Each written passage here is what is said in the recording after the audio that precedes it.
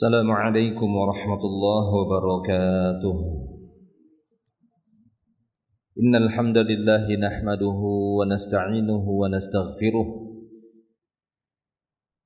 wa natubu ilaihi wa na'udzu billahi min shururi anfusina wa sayyiati a'malina.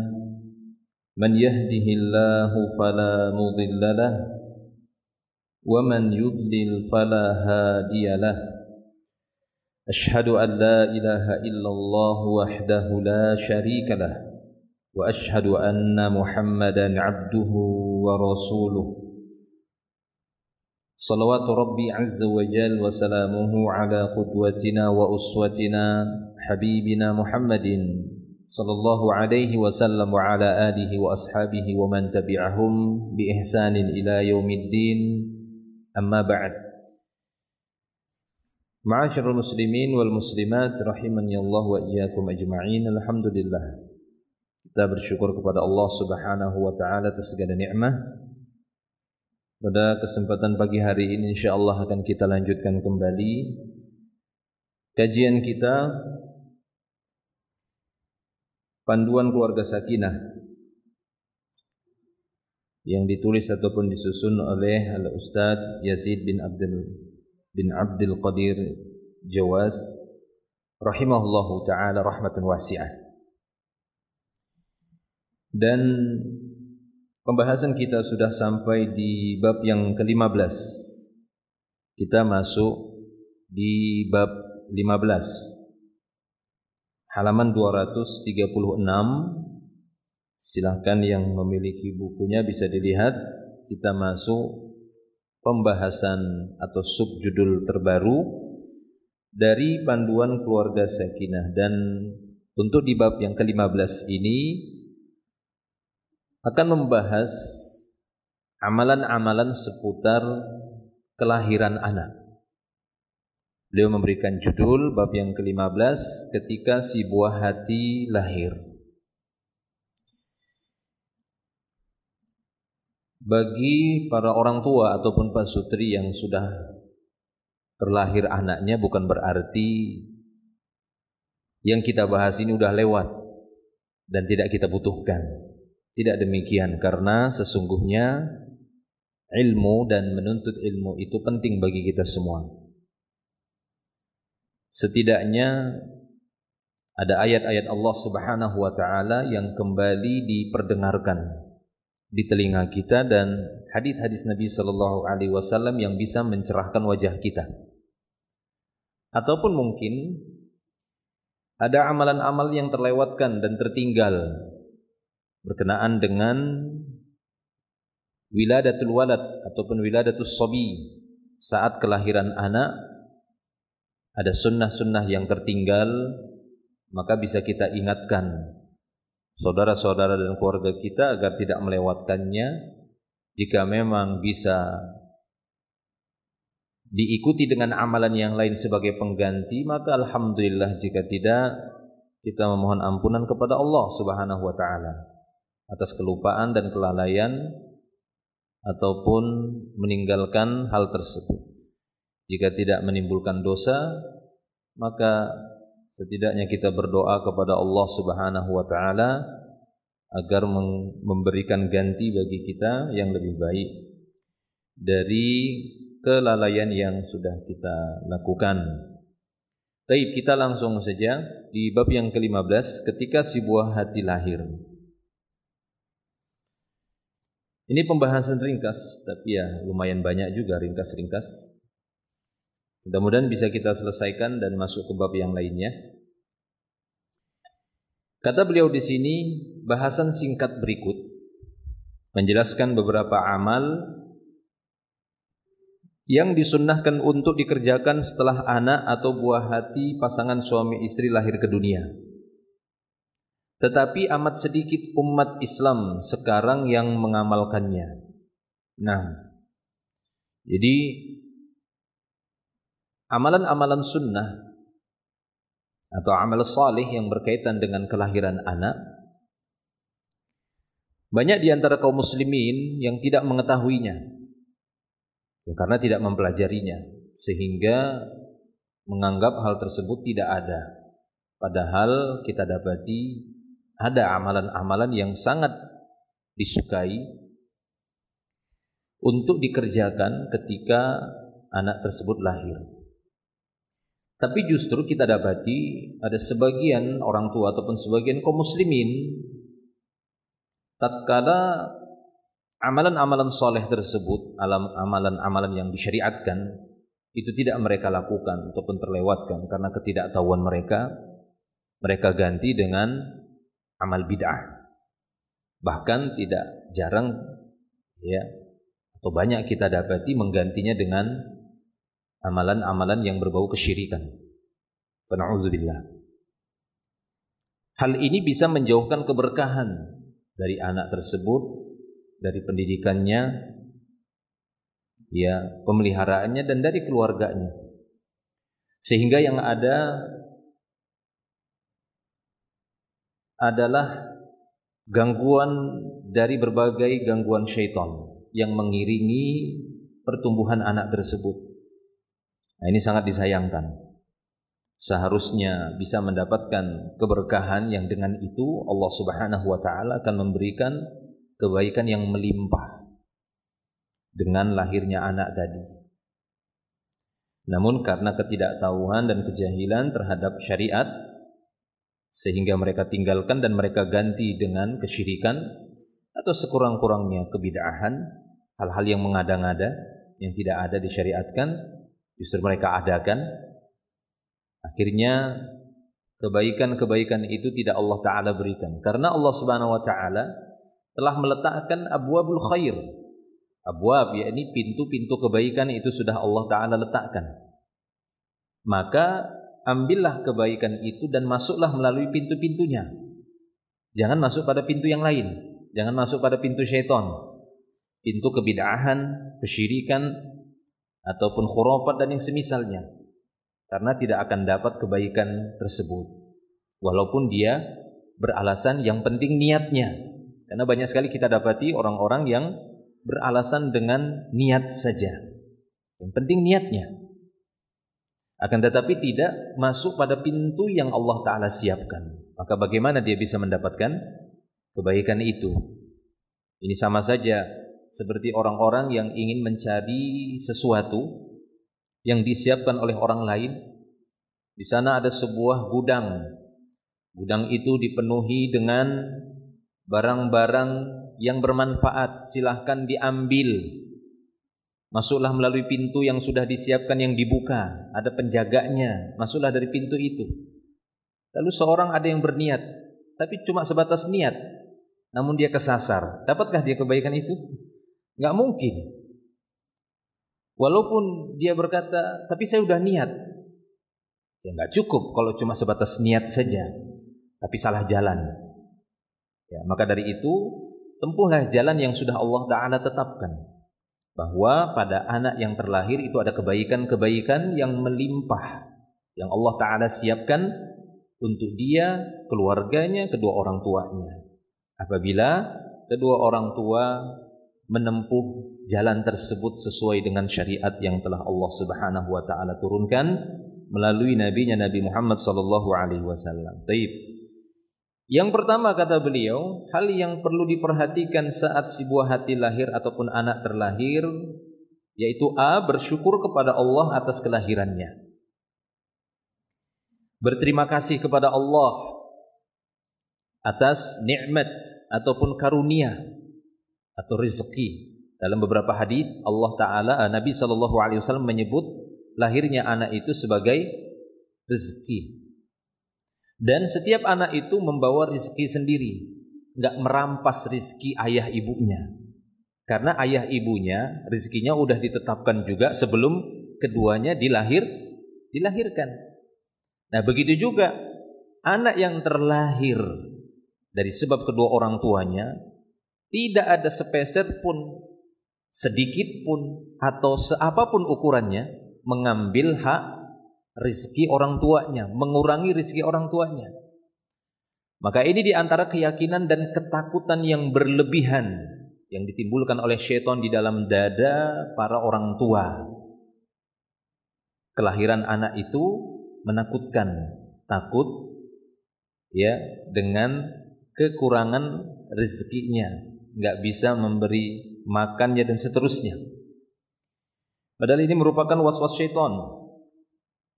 Allah Subhanahu wa taala berfirman di dalam surah Al-Baqarah, "Asy-syaitanu ya'idukumul faqr."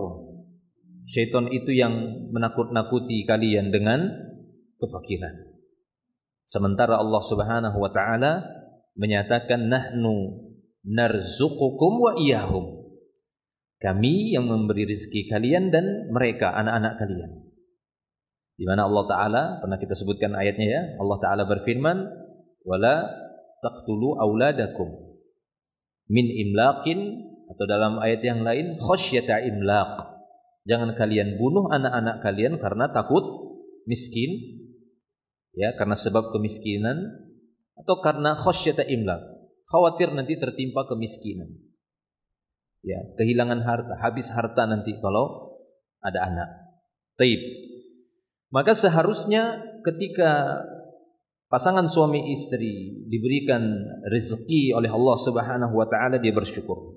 Ini langkah pertama, sikap pertama yang harus dimiliki atau dilakukan oleh orang tua pasangan suami istri saat mendapatkan karunia Allah Subhanahu wa taala yang besar. Karena lahirnya anak ini merupakan celah untuk mendapatkan kebaikan yang sangat besar. Sampai orang tua tersebut meninggal dunia, kedua orang tua punya kesempatan, potensi untuk mendapatkan kebaikan yang melimpah. Tidak hanya semasa hidupnya, kedua orang tua bisa mengambil manfaat dari anaknya, bahkan sampai keduanya sudah wafat, meninggal dunia. Orang tua mendapatkan manfaat dari anak yang terlahir tadi. Dengan catatan mereka memberikan tarbiyah secara umum. Ya. Makanya doa yang diajarkan oleh Allah Subhanahu wa taala kepada nabinya sallallahu alaihi wasallam dalam Al-Qur'an, ya, kalimat yang ada di sana disebutkan kata tarbiyah. Wa qul rabbi, katakan ya Muhammad, wahai Rabbku, irhamhuma, rahmatilah keduanya, kama rabbayani shaghira. Wa qur rabbirhamhuma kama rabbayani shaghira. Katakan ya Muhammad, wahai Rabbku, rahmatilah kedua orang tuaku, karena keduanya sudah memberikan tarbiyah kepadaku semenjak aku kecil. Nah, ini doa, ya, dari seorang anak yang saleh. Kenapa? Karena dahulunya kedua orang tuanya juga saleh. Apa tandanya kata-kata tarbiyah itu? Ya, jadi seorang anak merasa berat untuk membalas kebaikan kedua orang tuanya. Berat, nggak bisa ya Allah, nggak bisa saya balas kebaikan keduanya, tarbiyah dari keduanya sampai aku bisa seperti ini. Saya nggak bisa balas budi mereka, nggak bisa balas jasa mereka. Lalu minta Allah Ta'ala yang balas, karena tidak ada balasan yang lebih sempurna dari balasan yang diberikan oleh Allah Azza wa Jalla. Dan rahmat Allah Ta'ala nggak ada yang menandinginya. Tidak ada yang lebih baik daripada rahmat Allah Subhanahu wa Ta'ala. Makanya kalimat yang dipilih dalam ayat itu langsung kata rahmah. Ya, wa qur rabbi irhamhuma. Seakan-akan kita mengatakan, wahai Rabbku, berat sekali kami untuk membalas kebaikan kedua orang tua. Sementara Engkau yang Maha Pengasih lagi Maha Penyayang, Engkaulah yang memiliki rahmah, balas untuk mereka rahmat-Mu. Karena apabila rahmat Allah Ta'ala telah diberikan pada seorang hamba, maka nggak ada apa-apanya kebaikan si hamba, nggak ada apa-apanya. Ya, seperti perkataan Ubay bin Ka'ab, dia mengatakan, ya, bahwa sekiranya Allah Ta'ala menimpakan siksaan untuk penduduk langit dan bumi, maka nggak bisa Allah Ta'ala dikatakan zalim. Ya, tidak bisa Allah Ta'ala dikatakan zalim. Sekiranya Allah menyiksa semua makhluk, Ya, begitulah ketetapan keyakinan seorang hamba betapa Allah itu maha adil, sehingga tidak terbetik sedikit pun dalam hatinya, ya, tidak terbetik sedikit pun dalam hatinya bahwa Allah Ta'ala itu berbuat zalim. Dia katakan gak mungkin dan tidak mungkin abadi selamanya sampai mati. Hatinya meyakini gak mungkin Allah berbuat zalim. Itu akidahnya para sahabat yang mereka dapati dari Nabi Muhammad SAW. Mereka meyakini gak mungkin Allah berbuat zalim. Allah maha adil. Sehingga Ubay bin Ka'ab wajar saja dia berkata demikian. Sekiranya Allah menyiksa penduduk langit dan bumi, semuanya disiksa oleh Allah Ta'ala, itu tidak akan menjadikan Allah Ta'ala itu berbuat zalim. Tidak bisa dikatakan dia berbuat zalim. Itu maha adil. Tetap dia disifati dengan sifat adil.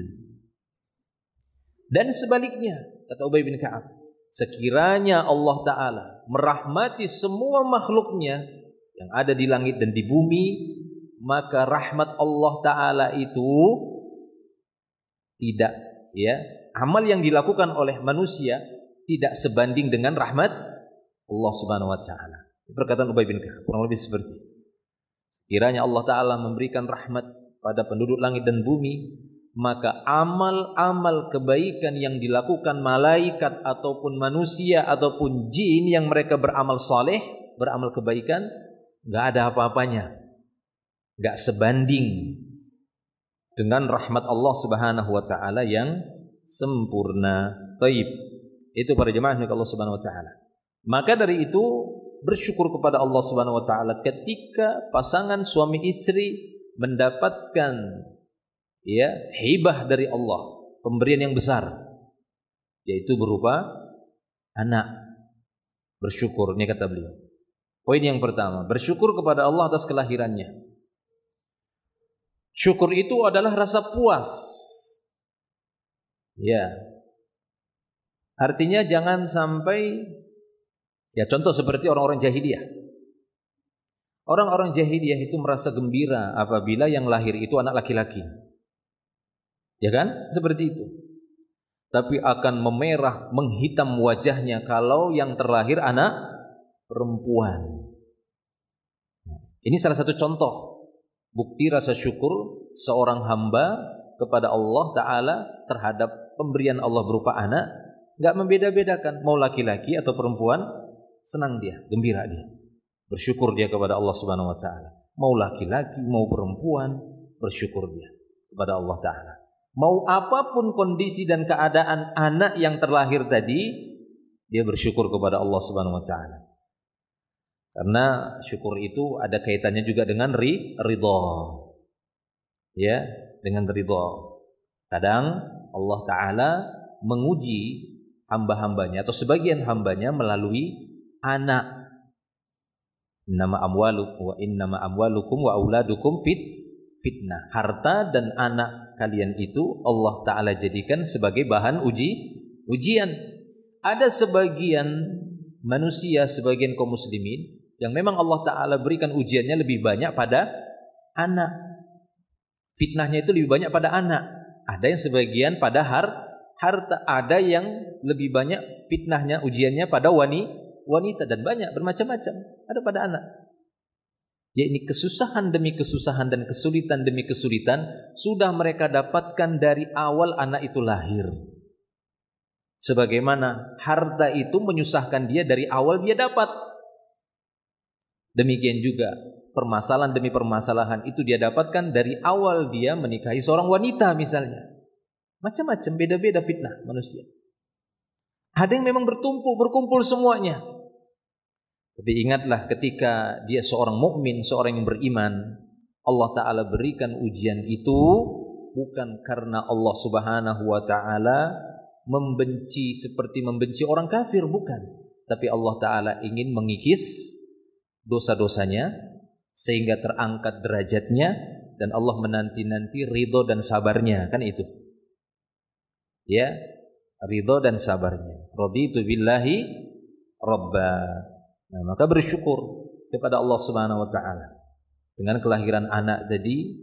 Apapun yang dia dapatkan dari anak tadi, yang mungkin satu dan yang lainnya itu berbeda-beda jenis kelamin dan berbeda juga kondisi serta keadaan.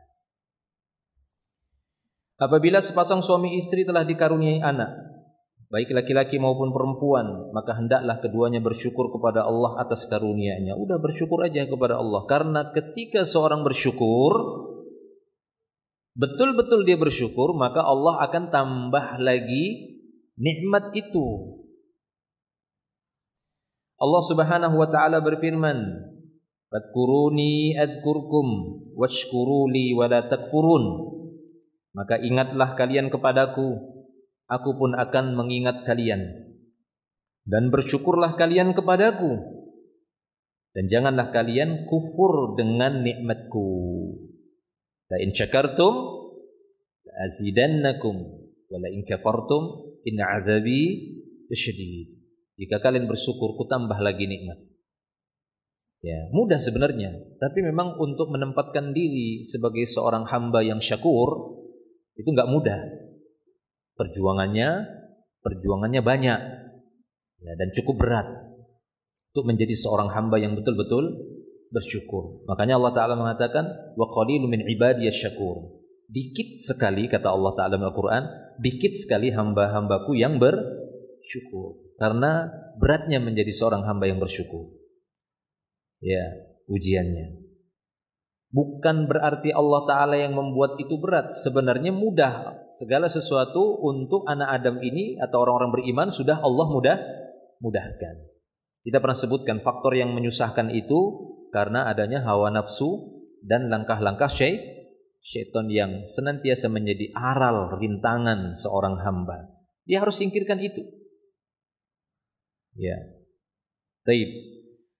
Maka kata beliau selanjutnya, tidak boleh merasa kecewa atas keadaan apapun dari si buah hati. Nah, ini dia. Enggak boleh kecewa. Tidak boleh seorang itu kecewa karena sebab jenis kelamin yang terlahir itu tidak seperti yang dia inginkan. Seperti ahlu jahiliyah. Tatkala anak wanita yang terlahir, ya, iswaddat wujuhuhum. Ketika yang terlahir itu anak perempuan, maka menghitam wajahnya, marah, bukan merah lagi, hitam sudah wajahnya. Ya, atau sebaliknya, atau kondisi dan keadaan yang lain. Ya, atau kondisi keadaan yang lain. Mungkin anaknya dari sisi warna kulit dia pengen putih, tapi yang lahir belang-belang. Ya kan begitu. Dia pingin anaknya agak hitam mengkilat, tapi putih pucat misalnya. Ya, dan yang lainnya. Nah, maka kata beliau di sini enggak boleh kecewa. Ini Allah yang beri. Hadapi, kemudian ya, rawat, didik, pelihara sebagaimana yang Allah Ta'ala perintahkan. Cukup. Itu saja ikhtiarnya. Kemudian dia kelola, dia kendalikan jiwanya, hatinya agar menjadi seorang hamba yang bersyukur. Menjadi hati yang bersyukur, ridha dan menerima apa yang diberikan oleh Allah Subhanahu wa taala. Kata Nabi kita sallallahu alaihi wasallam, "Inna 'idhamal jazaa' ma'a 'idhamil bala, wa inna Allah idza ahabba qauman ibtalahum, faman radiya falahur ridha, wa man sakhita falahus sukht." Sesungguhnya besarnya pahala sebanding dengan besarnya ujian. Dan sesungguhnya apabila Allah mencintai seseorang, Allah akan uji dia. Jadi ujian yang diterima oleh orang-orang beriman itu tanda cinta sebenarnya dari Rabb, dari Allah Azza wa Jalla. Lihatlah bagaimana cintanya seorang guru terhadap murid. Dia pengen murid itu terdidik dengan baik. Dia pengen si murid tadi betul-betul menguasai ilmu yang diajarkan. Sehingga untuk membuktikan itu si guru akan menguji. Dan ujian itu berat yang diberikan guru. Mana ada ujiannya gampang? Ya, nggak mungkin lah udah derajat atau marhalah SMP misalnya dikasih ujian 1 tambah 1 berapa? Ya itu bukan tarafnya. Tapi dia diberikan ujian sesuai dengan pelajaran-pelajaran yang diberikan di tingkatan SMP. Dan seperti itu. Ya begitu juga. Ketika hamba dari hamba-hamba Allah Ta'ala, dia perhatikan udah naik derajat imannya, maka ujiannya pun naik. Saat anak terlahir tadi, tingkatan imannya udah tingkatan anak kuliah, ujiannya ujian anak kuliah, nggak mungkin ujian anak SD, anak SMP, nggak mungkin. Ya, dan itu tanda cinta. Itulah kecintaan seorang guru. Dia ingin murid-muridnya itu sukses, diuji, dikasih ujian. Nah begitu juga Allah Subhanahu wa taala. Allah Subhanahu wa taala idza habba qauman, jika mencintai satu kaum, ibtalahum, Allah akan berikan ujian kepada mereka. Lalu Allah taala melihat apa sikap si hamba tadi saat kuberikan ujian ini. Putus asa atau tetap dia hadapi dengan ketabahan. Ya. Sama seperti murid-murid tadi ketika diberikan ujian. Siapa mereka yang sukses? Yang terus bersabar menghadapinya, menjawabnya. Ya, mencari jawabannya. Tapi yang putus asa, sudahlah, biar aja, tinggal aja. Enggak usah dikerjakan. Bikin susah aja. Mau naik kelas aja kok susah. Mau naik tingkatannya kok susah. Taib. Maka kata Nabi SAW, waman radiya falahur ridho. Siapa yang ridho dengan ujian dari Allah Ta'ala, maka bagi dia keridhaan. Dan siapa yang marah, maka bagi dia kemarahan Allah Azza wa Jalla. Taib ya. Jadi berusaha untuk bersyukur dan bersabar. Ini paling penting ketika mendapatkan karunia dari Allah Subhanahu wa taala berupa kelahiran si buah hati. Yang B, memberi kabar gembira ataupun ucapan selamat atas kelahirannya.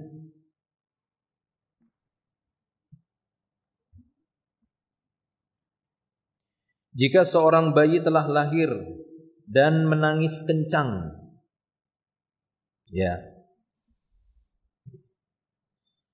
dan itu memang tanda-tandanya. Tidak ada yang tidak ditekan, ditusuk, didesak oleh syaitan dari bayi yang terlahir kecuali Maryam dan ibnuha. Kullu bani Adam yamussuhu syaitan yauman waladathu ummuh illa Maryam wa ibnaha alaihi wassalam. Setiap anak keturunan Adam itu akan disentuh oleh syaitan ketika lahirnya. Maka di antara tandanya apa? Nangis. Tekan dia oleh syaitan.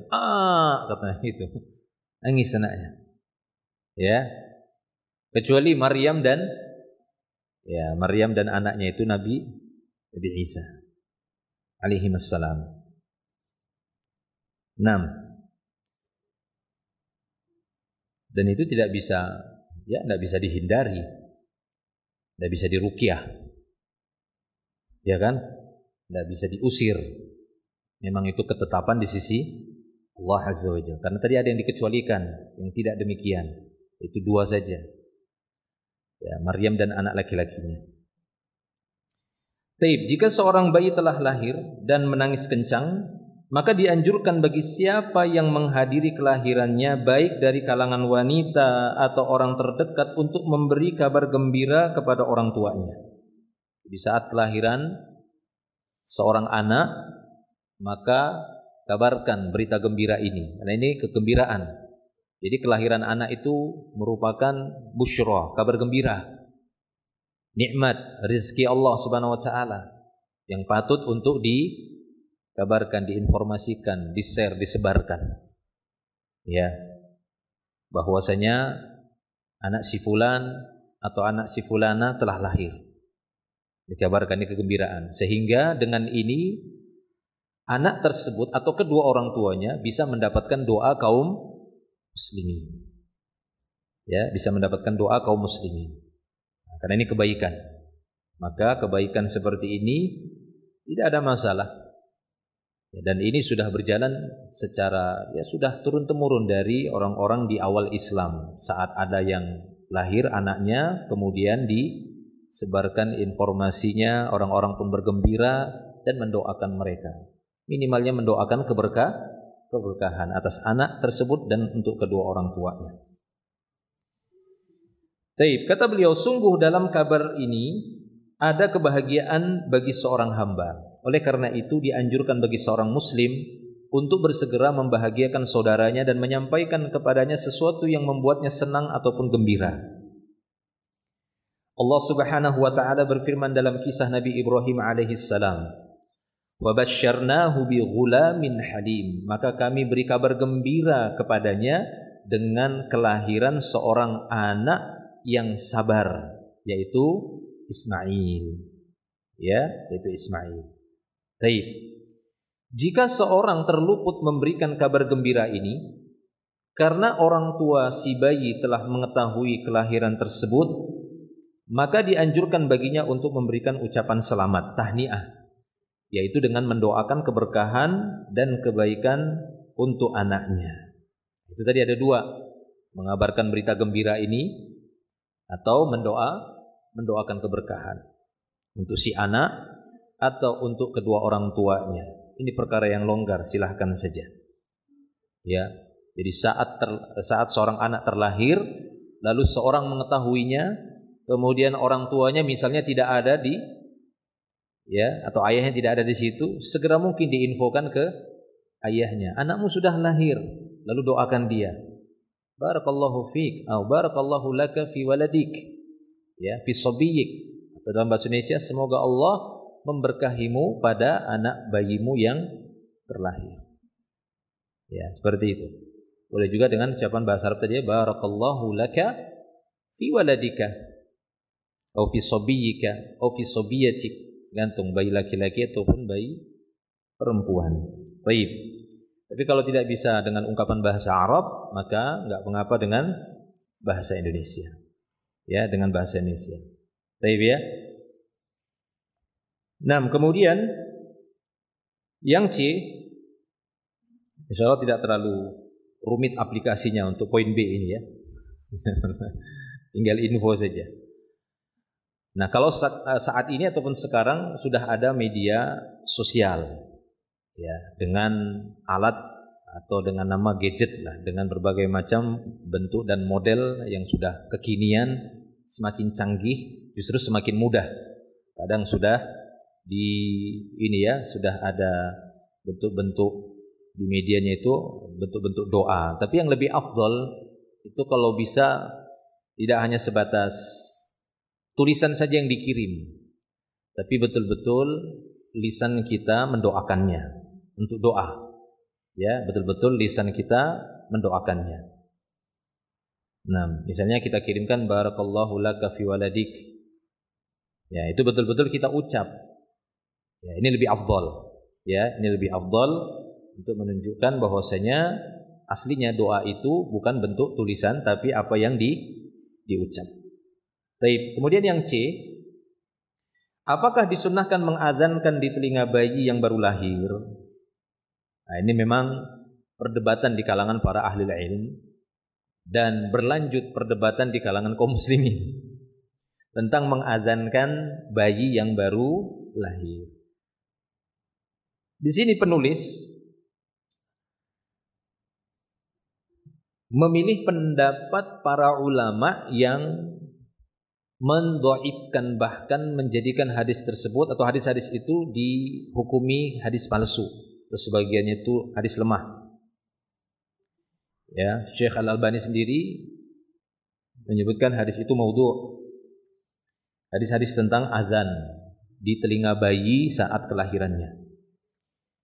Nah, kita lihat di sini pembahasan ringkas dari beliau tentang mengadzankan bayi yang baru lahir. Ada beberapa hadis, namun semua hadisnya lemah dan palsu dan tidak bisa dijadikan hujjah, tidak bisa dijadikan alasan untuk mengamalkannya karena kelemahan hadisnya dan kepalsuan dari perawi yang ada di dalamnya, karena didapati ya perawi yang wadha', yang suka memalsukan hadis, sehingga tidak bisa diamalkan redaksi atau matan hadisnya, karena pada sanadnya ada yang cacat, ada yang rusak, ya, ada yang dijatuhkan. Jadi tidak bisa dipakai dan tidak boleh diamalkan. Di antaranya pertama, ini hadis yang bersumber dari Abu Rafi'. Dia berkata, aku melihat Nabi SAW mengumandangkan azan di telinga Al-Hasan bin Ali ketika Fatimah melahirkannya. Ini riwayat yang pertama. Bisa dilihat di catatan kaki itu ya. Hadis ini dhaif, diriwayatkan Imam Abu Daud, Tirmidzi, Imam Ahmad, Imam Hakim dan lainnya. Dalam sanadnya ada rawi yang lemah, yaitu seorang rawi bernama Asim bin Ubaidillah. Ya, jadi itu. Nah, demikian juga Az-Zahabi berkomentar Asim adalah perawi dhaif. Sanad hadis tersebut dhaif karena Asim dilemahkan oleh Ibnu Ma'in, dilemahkan oleh Imam Al-Bukhari dan Ibnu Hibban. Ibnu Hibban menyebutkan hadis ini di dalam kumpulan hadis mungkar. Begitulah pernyataan Az-Zahabi di dalam Mizanul I'tidal. Itu ya, sengaja kita bacakan agar sedikit jadi edukasi dari sisi mana kok bisa didhaifkan, karena ada perawi di dalamnya seorang yang bernama Asim bin Ubaidillah tadi. Banyak para ulama bahkan sampai Imam Bukhari sendiri menyatakan dia seorang rawi yang dhaif, ya, yang lemah, yang tidak bisa diambil periwayatan apabila ada dia di jalur, ya, di rantai sanad, karena hadis itu berantai. Untuk mensahihkannya, setiap orang yang sampai ke sahabat dan ke Nabi, itu setiap orangnya sampai si pembuku hadis, Abu Daud misalnya, itu orang-orangnya itu harus bisa ditemukan, ya, biografinya. Kalau nggak ditemukan biografi satu saja, nah ini bisa rawi majhul. Makanya sering disebutkan rawi nggak dikenal. Jika nggak dikenal ini, dia bisa jatuh juga hadisnya, nggak bisa dipakai, putus. Rantainya itu seakan-akan ada mata rantai yang terputus. Gara-gara ada satu, apalagi sampai dua, itu ya, satu saja sudah terputus. Itu maksudnya. Kemudian kedua kata beliau dari Al Hasan bin Ali radhiyallahu anhu, dari Nabi SAW beliau bersabda, man wulida lahu maulud, siapa saja yang anaknya telah terlahir, fa'adzana fi udhunihi al-yumna, lalu orang tuanya mengazankan di telinga kanan, wa aqama fi udhunihi al-yusra, lalu diiqamatkan di telinga kiri, rafa'at anhu ummus sibyan, maka ibu dari anak-anak tersebut akan terangkat, ya, akan mengangkat derajatnya. Allah alam itu mungkin yang dimaksud, ya. Maka ya, ibu dari anak-anak tersebut, Ummu Sibyan, akan mengangkatnya. Nah, ini hadis juga hadis yang maudhu', bahkan ini hadis yang palsu, yang kedua ini. Ya, ini hadis yang palsu. Nah, di dalamnya ada rawi yang, ya, yang identitasnya ataupun dikenal sebagai wadha', yang suka memalsukan hadis. Bisa dibaca, ya, itu nanti catatan kakinya. Kita tidak bacakan. Yang punya buku bisa dibaca nanti alasannya. Yang ketiga dari Ibnu Abbas radhiyallahu anhuma, dia berkata sesungguhnya Nabi SAW mengumandangkan azan di telinga Al Hasan bin Ali pada saat dilahirkan, dan beliau iqamat di telinganya sebelah kiri. Nah, ini juga hadisnya palsu, hadis maudhu', sehingga tidak bisa diamalkan. Nah, maka hadis-hadis seputar azan di telinga bayi saat lahir, ini hadis-hadisnya itu dhaif dan maudhu', ada yang lemah, ada yang di bawahnya itu lagi palsu. Ya, bisa dinyatakan hadis itu hadis yang palsu karena perawi-perawinya yang dituduh pendusta ataupun suka memalsukan hadis. Dia dikenal suka buat-buat hadis. Nah, begitu ya. Jadi ketika dia ada di rantai sanad sebuah hadis, ini enggak dipercaya karena ada dia rusak. Kecuali nanti ada hadis-hadis pendukung yang lainnya dengan orang-orang rawi yang berbeda, ya, yang kesemuanya ini bisa disahihkan, tapi matannya, redaksinya sama, misalnya seperti itu, bisa terangkat dia menjadi hadis hasan li ghairihi, Hasan karena sebab yang lainnya, karena sebab hadis yang lainnya. Nah, kemudian ada sebagian yang mengatakan bahwa hadis-hadis yang lemah tentang azan di telinga bayi saat lahir, yaitu hadis-hadis yang menyebutkan azan telinga kanan, qomat di telinga kiri. Tapi hadis-hadis yang menyebutkan azan saja, maka ini masih bisa diamalkan, karena menurut mereka hadisnya mencapai derajat hasan.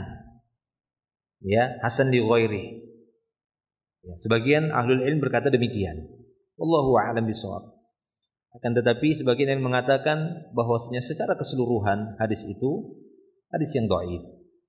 Ya, Ibnu Qayyim juga di beberapa penjelasan beliau menghasankan, tapi sejauh yang saya ketahui yang beliau hasankan adalah mengazankannya secara mutlak umum, bukan dengan rincian tadi, kanan azan, kiri iqamat, ini yang palsu. Tapi sebatas azan, terserah mau telinga kanan atau kiri tanpa iqamat, maka ya sebagian ahli mengatakan hadisnya itu bisa diamalkan. Ya, Allahu a'lam bishawab. Saya pribadi lebih kepada mendhaifkannya dan tidak ada amalan itu sama sekali. Mengazankan atau azan dan iqamat, lebih lagi mengazankan di telinga bayi saat lahir itu tidak ada, karena memang hadis-hadisnya tidak ya terpercaya ataupun hadis yang lemah dan palsu, apalagi hadis yang menyebutkan azan di telinga kanan, iqamat sebelah kiri, ini lebih lemah lagi bahkan palsu. Dan memang anak saya tiga-tiganya enggak saya azankan. Ya, anak saya tiga-tiga lahir itu saya dampingi semuanya, saya bantu lahirannya. Ya, nah saya tiga-tiganya lahir, alhamdulillah Allah Ta'ala ini ya. Cuma anak pertama lagi saya safar itu ya ke Handil, itu sampai Handil berapa itu, Handil 2, 1 jam saya naik motor untuk ngejar karena anak saya mau lahir yang pertama. Dulu tapi ya tahun berapa kan masih sepi itu ya, tahun 2000 berapa anak saya itu, udah 15 tahun yang lalu. Tahun berapa itu?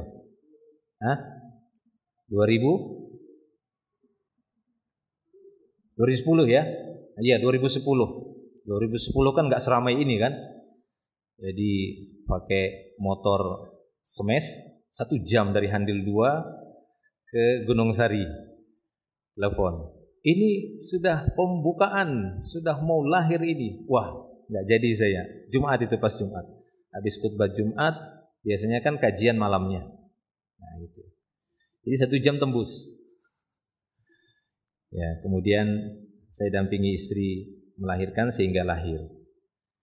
Ya, bidannya sih nggak diazankan Pak, nggak saya bilang. Ya, nggak diazankan. Ya agak bingung juga kan begitu, karena umum biasanya kaum muslimin itu mengazankan. Tapi ini ilmiah gitu ya. Ilmu itu membuahkan keyakinan. Itu ilmu. Kalau ragu-ragu bukan ilmu namanya. Ya, ilmu itu membuahkan keyakinan. Ya, karena saya yakin ketika ini sudah memang tidak ada amal sama sekali, berarti kita beralih dengan amal yang lainnya, ada banyak yang sahih, amalan yang jelas. Doa itu paling penting ya, doa itu tidak berhenti, jangan pernah berhenti. Sebelum dia lahir sampai dia lahir, berdoa kita terus, berzikir kita terus, meminta pertolongan kepada Allah Subhanahu wa Ta'ala. Jangan pernah berhenti, terus sampai sekarang, terus sampai ya selama kita masih hidup, doakan anak kita terus, ya kan? Doakan anak kita terus, mendampingi mereka dengan doa, dampingi anak kita terus dengan doa, doakan mereka, doakan kebaikan, jangan pernah berhenti. Nanti kita akan rasakan buah dari doa kita, doa kebaikan kita saat kita udah meninggal dunia, gitu ya. Bahkan mungkin kita udah merasakannya saat kita masih hidup. Jadi doakan kebaikanlah untuk anak-anak kita. Cegah lidah kita, tahan emosi kita. Jangan sampai mendoakan keburukan. Kadang orang tua itu saking emosinya nggak bisa tahan amarah, terlalu cepat mendoakan keburukan untuk anak-anaknya. Jangan, tahanlah. Ya, tahan lidah kita itu karena kita marah, jengkel sama anak itu, marahlah bahasanya, emosi. Jangan sampai kita mendoakan keburukan. Kan yang kita inginkan kebaikan untuk anak kita, ya atau tidak? Iya kebaikan, udah doakan aja kebaikan. Walaupun kita lagi jengkel sama dia, lagi marah sama anak-anak itu, doakan kebaikan. Taib ya. Jadi bukan berarti ketika hadis ini dhaif, lemah, kita memilih pendapat ini, lalu kita berpikir, kadang kan keilmuan itu terpengaruh dengan orang banyak. Ya. Jadi tinggalkan dulu orang banyak. Yang kita fokuskan adalah kaidah-kaidah ilmu. Itu dulu. Ketika sudah kita kuatkan sebuah kaidah ilmu, udah itu aja kita pegangi. Dan jangan khawatir. Allah Subhanahu wa taala akan menolong orang-orang yang berpegang teguh dengan ilmu. Yakinlah itu. Jangan khawatir. Jangan nanti berpikiran bahwasanya terus kalau enggak diazankan gimana anakku, kasihannya anakku. Kasihan. Banyak kebaikan-kebaikan yang lain yang Allah Ta'ala siapkan untuk perlindungan terhadap anak kita. Banyak. Dan tidak hanya ketika dia lahir saja, enggak. Ada sebagian orang menganggap bahwasanya saat lahir saja yang sakral. Habis itu udah. Enggak pernah dia doakan anaknya sampai mati. Alhamdulillah. Ini suatu kebodohan. Jangan dianggap mendoakan anak atau mengazaninya. Karena kan ada harapan dengan azan tadi kan? Ada harapan. Apa harapan sebagian orang yang mengazankan anaknya?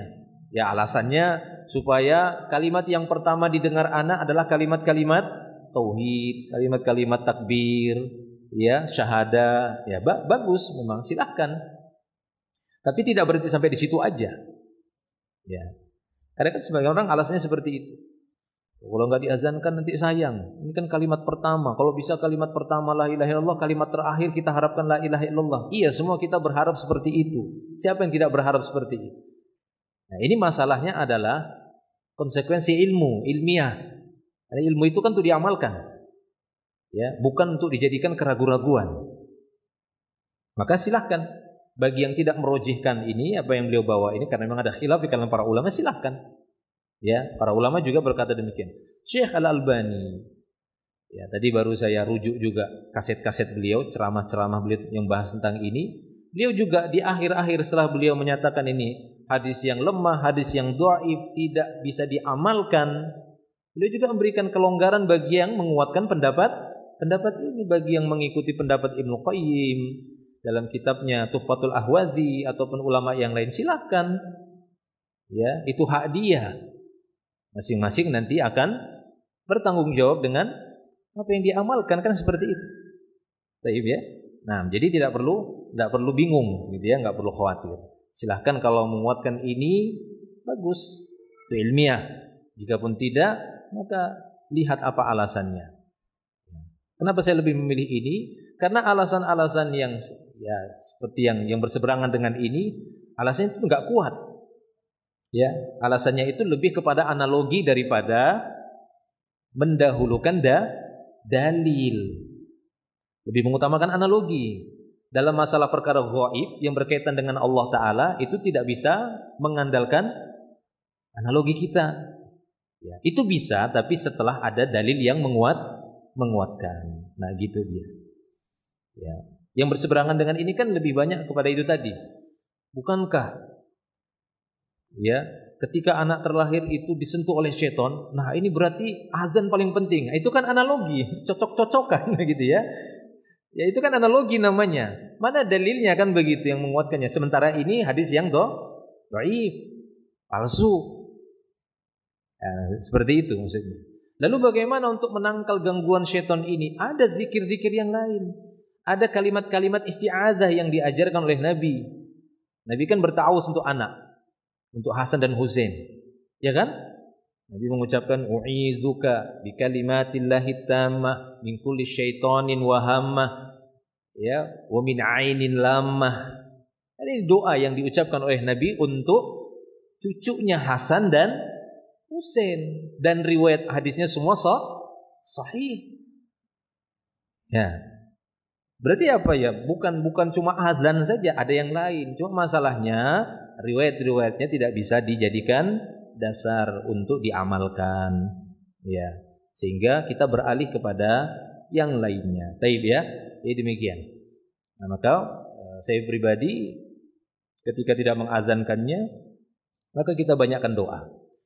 Kita minta perlindungan kepada Allah Subhanahu wa taala. Kita doakan dia dengan keberkahan. Kita doakan dia dengan berbagai kebaikan.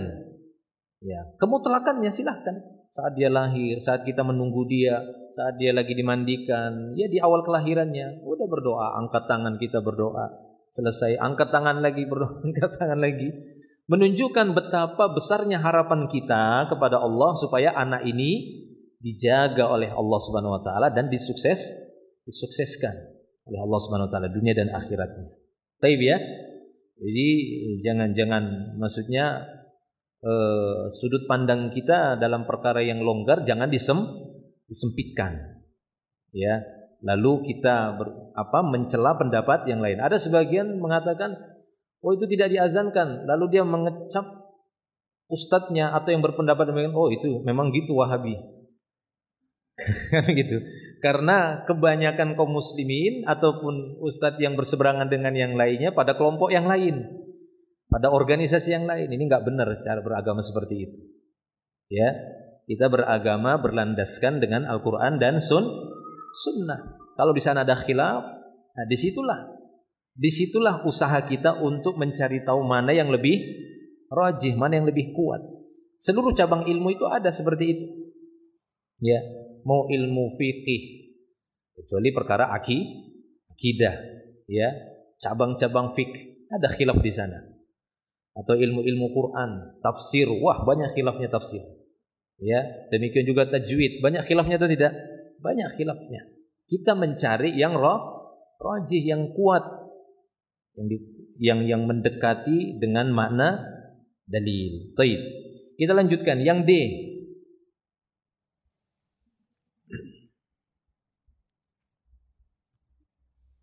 Atau doa tadi, udah pada hafal ya?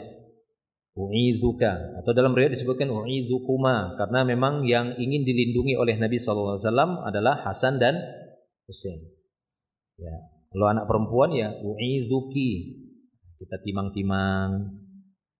Anak perempuan, u'izuki bi kalimatillahi tammah min kulli syaitanin wa hammah min kulli ainin lammah. Dan itu doanya. Aku lindungi kamu wahai anak perempuanku, kan begitu dia. Aku lindungi kamu dengan kalimat-kalimat Allah. Ya. Jadi kita seakan-akan menjadikan kalimat-kalimat Allah itu sebagai wasilah tameng untuk melindungi si anak tadi. Yang memberikan perlindungan siapa? Allah.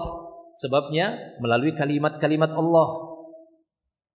Ya. Maka dari sini boleh bertawassul dengan kalimat Allah. Boleh atau tidak? Boleh. Bertawassul dengan kalimat-kalimat Allah boleh. Ya. Dengan Al-Qur'an misalnya, dengan kalimat-kalimat Allah Subhanahu wa taala, dengan nama-nama Allah boleh bertawassul. Ya, aku lindungi kamu ya melalui kalimat-kalimat Allah. Dari apa? Dari setiap gangguan syaitan.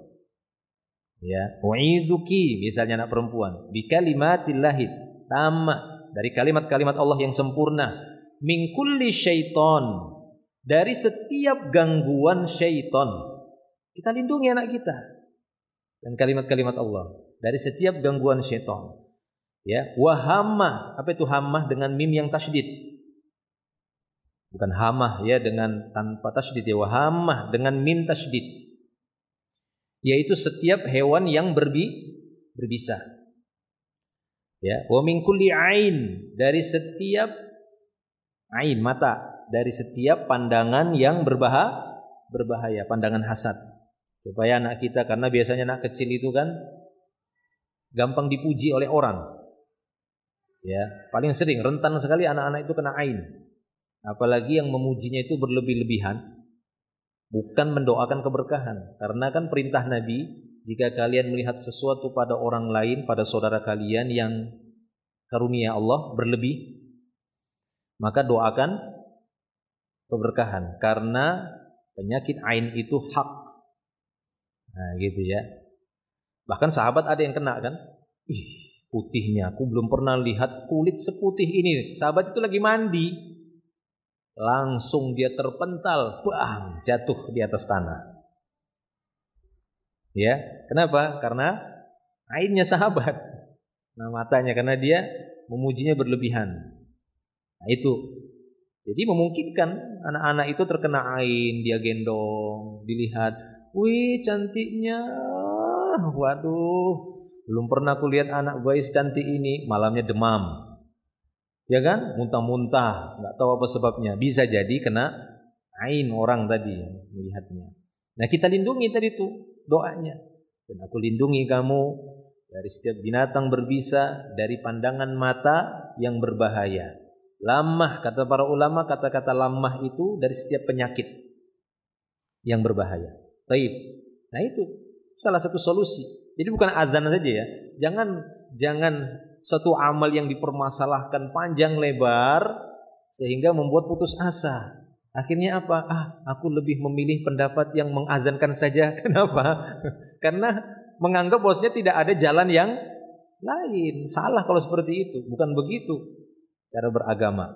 Ya, cara beragama kita menguatkan, kalau kita nggak bisa menelitinya maka kita mengambil pendapat ulama yang memang kita lebih condong kepada dia dalam bidang itu. Misal dalam hal hadis, kan begitu kan? Dalam hal hadis ini ulama siapa yang memang terpercaya dalam masalah hadis? Nah sudah, kita lebih banyak dalam ikhtilaf hadis, permasalahan-permasalahan perbedaan pendapat di dalam penilaian sebuah hadis, kita lebih condong kepada dia. Dalam masalah fikih misalnya, kita lebih menguatkan misalnya Syekh Utsaimin, Syekh Muhammad bin Shalih Al-Utsaimin. Ya. Jadi dalam permasalahan khilaf-khilaf para ulama, kita lebih banyak merujuk kepada dia. Atau dalam masalah fikih secara umum, kita lebih condong kepada pendapat Imam Syafi'i atau mazhab Syafi'iyah. Silahkan. Terjadi khilaf antara mazhab A, B, ya Syafi'iyah, Hanbali, Malikiyah, kemudian Hanafi. Terjadi khilaf, beda yang satu ini. Ya kita lebih menguatkan ulama-ulama yang dari mazhab Syafi'i. Udah kita ambil pendapat mereka. Kalau kita tidak bisa menelitinya secara langsung, nggak apa-apa. Boleh taklid seperti itu kalau nggak ada jalan yang lain.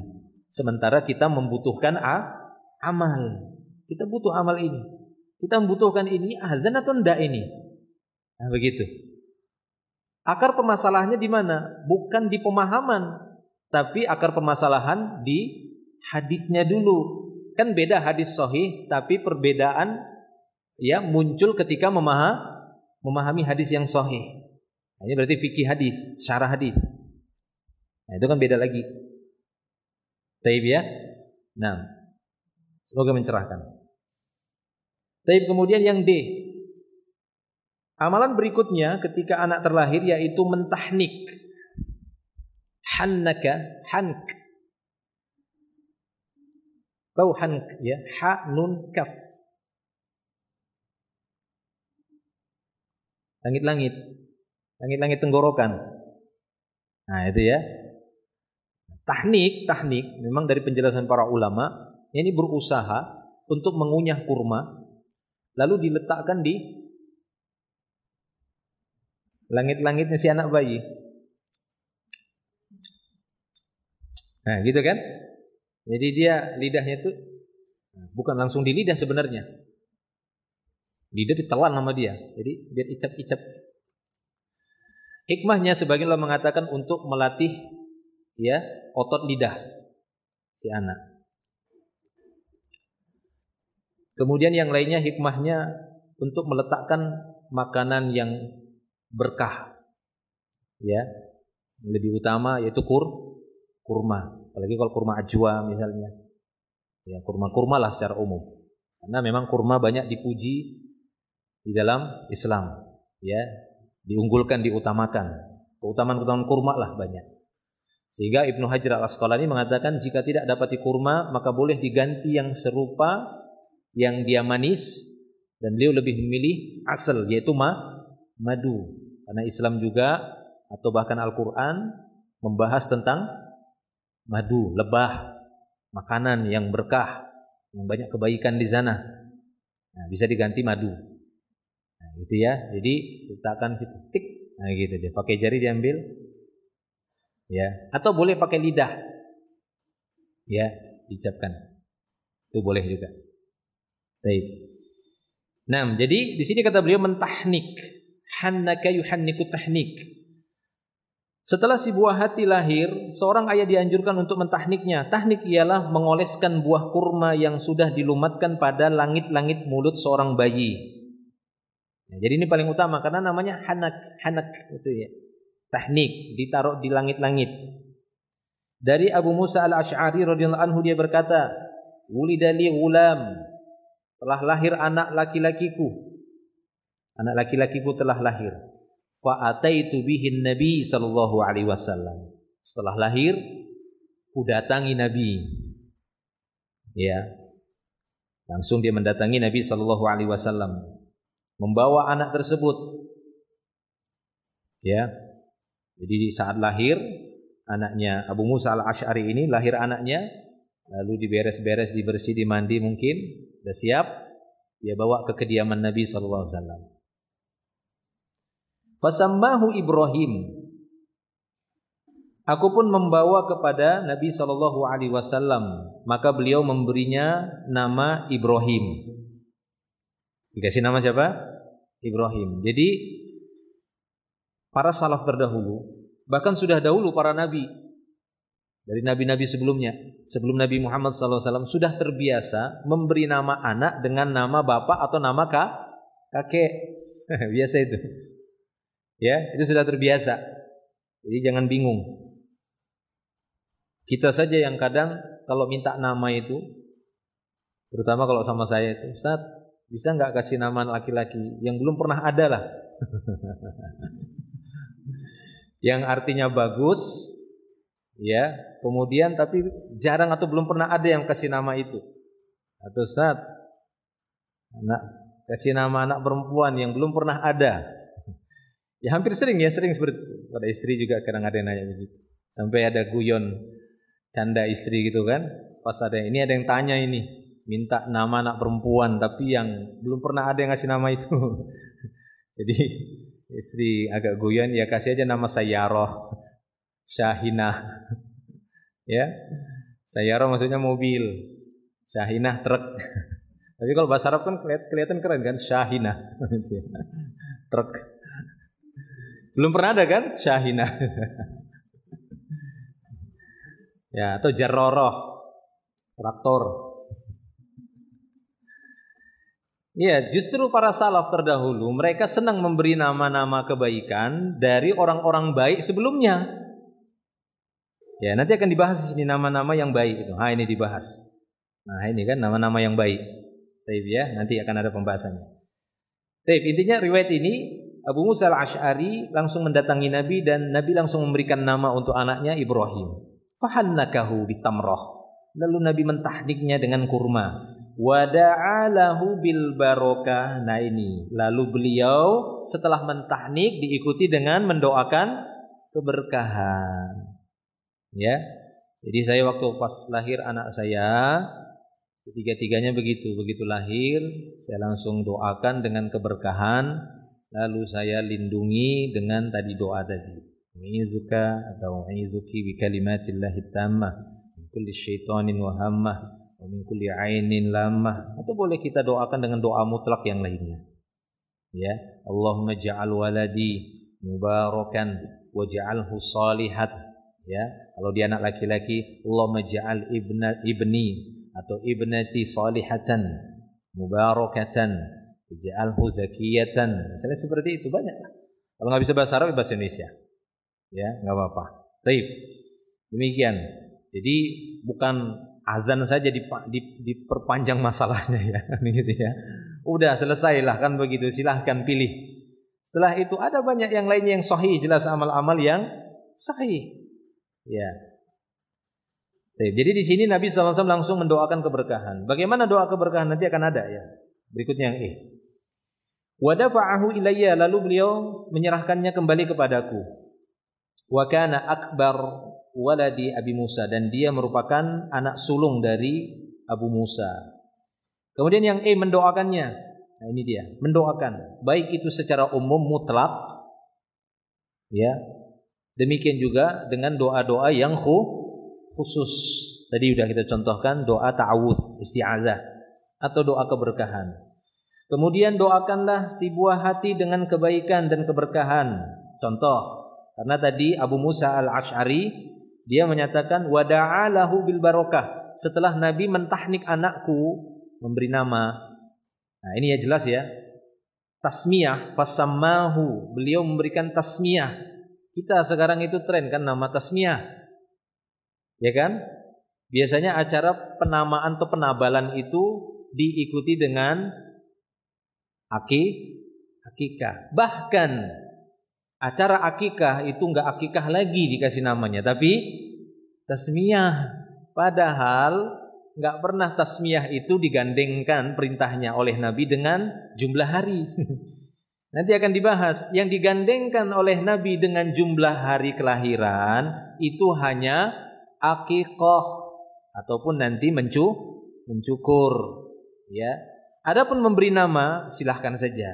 Ada sih beberapa dalil memang dikaitkan dengan memberi nama, tapi lebih longgar lagi daripada akikah. Jadi yang lebih utama itu akikah yang digandengkan dengan hari ke-7 kelahiran, 14 ataupun 21 kelahiran.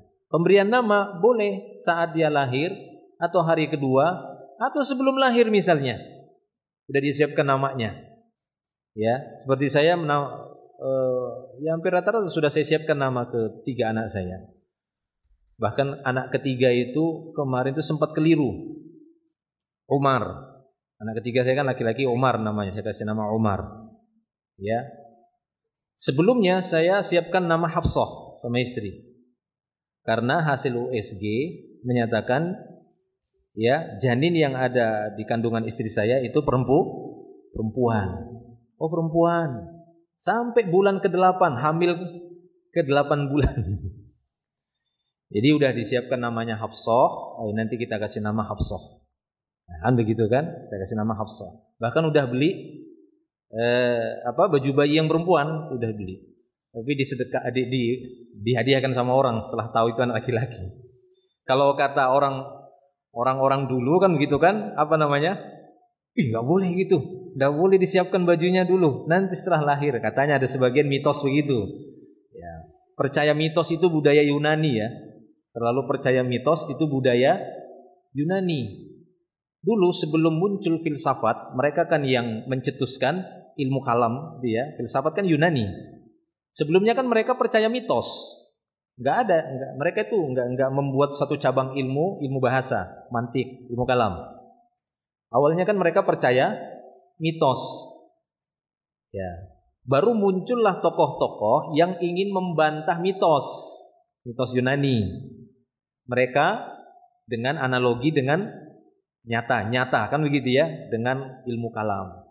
Ya, filsafat, dengan filsafat. Mereka bantah ini mitos.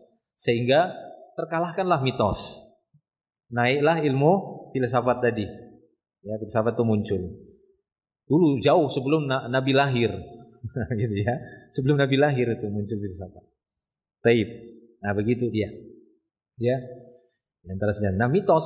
Kan kalau mitos-mitos sebagian orang itu nggak boleh anak belum lahir tapi udah disiapkan bajunya. Katanya ada yang begitu mitosnya. Ada atau tidak?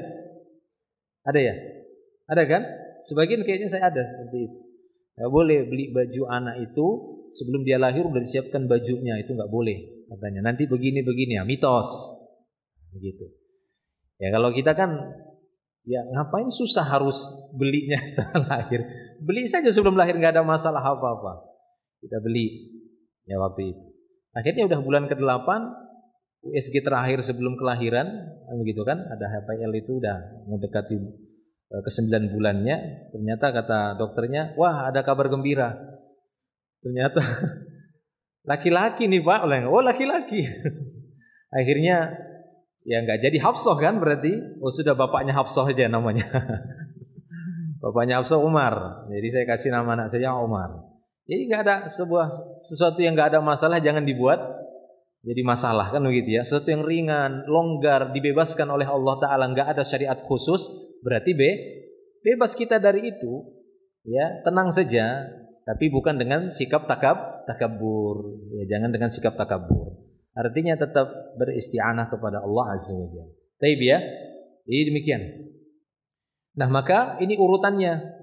Memberikan nama anak itu, kemudian mentahniknya, lalu mendoakannya. Yaitu di awal dia lahir, di hari pertama dia lahir itu udah boleh lahir, langsung dia kasih nama, ya, atau kita tahnik langsung di situ. Langsung di situ juga kita iringi dengan mendoakan keberkahan. Kita doakan anak kita dengan keberkahan, kita lindungi dengan kalimat-kalimat Allah Azza wa Jalla. Nah, di antara doanya bisa dengan kalimat ini, barakallahu fiik misalnya. Ya, atau ketika dia tidak ada di hadapan kita, barakallahu fihi.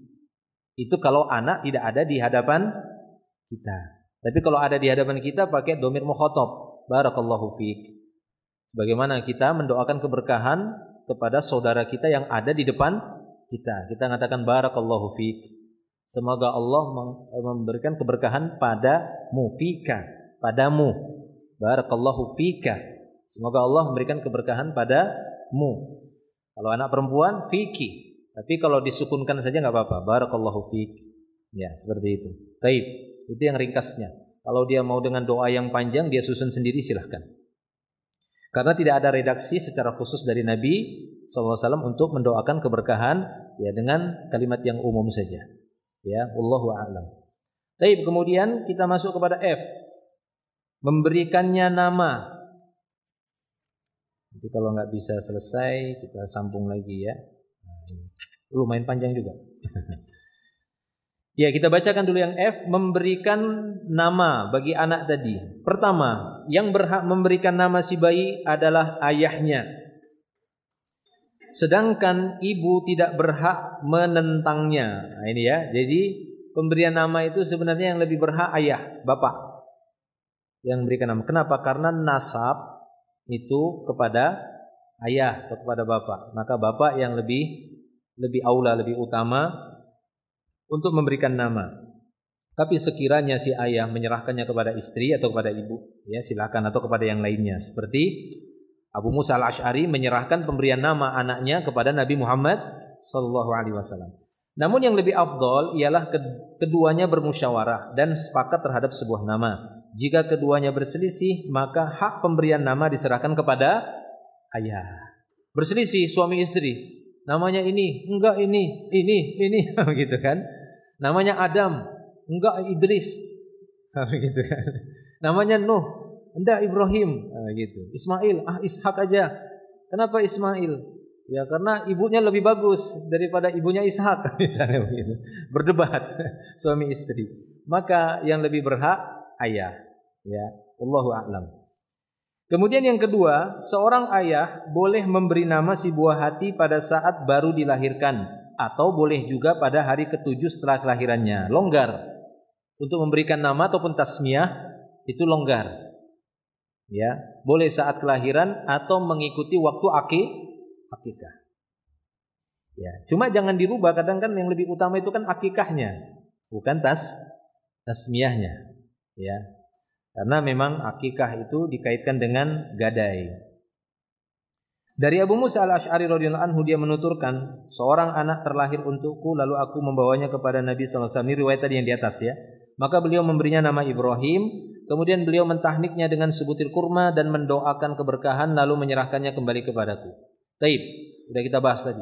Yang ketiga, sangat dianjurkan memberikan nama-nama yang baik, indah dan dicintai oleh Allah Subhanahu wa taala bagi si buah hati. Demikianlah sebagaimana sabda Rasulullah sallallahu alaihi wasallam, "Inna ahabba asma'ikum ilallah Abdullah wa Abdurrahman." Sesungguhnya sebaik-baik nama ataupun nama yang paling dicintai di sisi Allah adalah Abdullah dan Abdurrahman, karena mengandung makna penghambaan. Mengandung makna apa? Penghambaan. Abdun, ya, diidhofahkan dengan nama Allah. Dan ini boleh mengikuti semua nama Allah Subhanahu wa taala. Abdullah, Abdul Jabbar, Abdul Malik, Abdul Quddus, Abdul Razzaq, Abdul Rahim, ya, Abdus Salam dan yang lainnya dari nama-nama Allah Subhanahu wa taala. Taib. Hadis ini menunjukkan keutamaan memberikan nama Abdullah dan Abdurrahman karena mengandung makna tauhid. Sebagaimana Nabi sallallahu alaihi wasallam tidak menyukai nama-nama yang mengandung makna kesyirikan. Ya, dirubah oleh Nabi sallallahu alaihi wasallam. Seperti qadi qudot, ya. Kemudian syahan syah dan yang semisalnya itu disuruh oleh Nabi untuk dirubah karena mengandung makna kesyirikan atau mengimbangi Allah. Ya, ingin menandingi Allah Azza wa Jalla. Syekh Bakar bin Abdullah Abu Zaid rahimahullah menjelaskan mengenai urutan dan tingkatan nama-nama yang utama sebagai berikut. A. Disunnahkan memberi nama dengan kedua nama ini, Abdullah, Abdurrahman. Kedua nama ini adalah nama yang paling dicintai oleh Allah Subhanahu wa taala. B. Disunnahkan memberikan nama dengan setiap nama yang disandarkan kepada nama Allah. Tapi yang paling utama tadi ya, disandarkan kepada nama Allah, Ismul Jalalah Allah dan Ar-Rahman. Ini menunjukkan dua nama Allah yang dua ini yang paling utama, Allah dan Ar-Rahman. Yang kedua yaitu diidhofahkan, disandarkan kepada selain dua nama Allah ini, terserah. Di sini dicontohkan misalnya Abdul Aziz, Abdul Malik, Abdul Rahim, Abdul Ghafur, Abdul Ghaffar, Abdul Razzaq, Abdul Majid, Abdul Qadir, Abdul Salam, Abdul Karim, Abdul Ahad, Abdul Fattah, Abdul Latif, Abdul Hakim, Abdul Hafid dan yang lainnya, ya, Abdul Hafid dan yang lainnya. Baik, kemudian yang C, memberikan nama dengan nama-nama para nabi dan rasul seperti Adam, Nuh, Idris, Ibrahim, Ishak, Ismail, Yakub, Yusuf, Musa, Harun, Daud, Sulaiman, Zakaria, Yahya, Isa dan lainnya. Dan ingat, ya, nama-nama nabi ini afdol, ya, ataupun tadi yang pertama tadi Abdullah, Abdurrahman, atau nama-nama nabi ini, bernamalah kalian seperti nama-nama para nabi yang dianjurkan oleh Nabi, selama tidak ditambah dengan nama yang lain. Ini afdol dia. Ibrahim dah gitu aja. Tapi dah gitu aja nya enggak usah ditambah lagi. Ibrahim, Ismail, Nuh, Ishak, Isa. Tapi kalau udah ditambah yang lainnya, Ibrahim gini atau ini Ibrahim, hilang keutamaannya. Ya, karena yang diinginkan oleh Nabi tadi, bernamalah dengan nama Nabi, yaitu murni nama Nabi. Dah itu aja gitu. Nama Nabi itu saja, dikasih nama untuk anaknya. Sebagaimana Nabi menamai nama anak Abu Musa al-Asy'ari atau nama anak Nabi beliau sendiri, Ibrahim. Tapi kalau udah ditambah yang lainnya, maka para ulama mengatakan sudah keutamanya sudah enggak ada. Ya. Walaupun tetap bagus maknanya, tapi ada keutamaan memberi nama dengan nama para nabi. Baik, ya. Kemudian yang D. Cuma ya kalau digandengkan ataupun dikaitkan dengan kondisi dan keadaan di zaman sekarang ini dengan beberapa prosedur dan birokrasi, ya saya pribadi harus datang ke pengadilan ya, ke pengadilan agama, ke pengadilan negeri, 2 pengadilan saya datangi untuk merubah nama anak saya. Ya, jadi 3. Dulu nama anak saya itu di akte itu 1 semua. Ahmad, Khadijah, Umar. Ya, cuma Umar Ramadhani ada 2 dia, 2 suku kata. Ya. Tapi banyak keluarga saya yang protes. Kenapa seterusnya tidak dipakai? Apakah Islam menghilangkan nasab? Oh, iya juga. Ya, akhirnya saya ke pengadilan. Sitorusnya harus diletakkan di akte. Ya. Dan sekalian ya, sudah sekalian aja, sekalian jalan udah kasih 3 nama saja. Ya, langsung kasih 3 suku kata. Jadi Ahmad yang harusnya Ahmad saja, tapi kan habis pengadilan itu bukan diganti akte, bukan. Nanti ada catatan kecil di bawah, di samping bawah itu. Yang ini tetap Ahmad besarnya itu aslinya yang awal. Ya, begitu dia.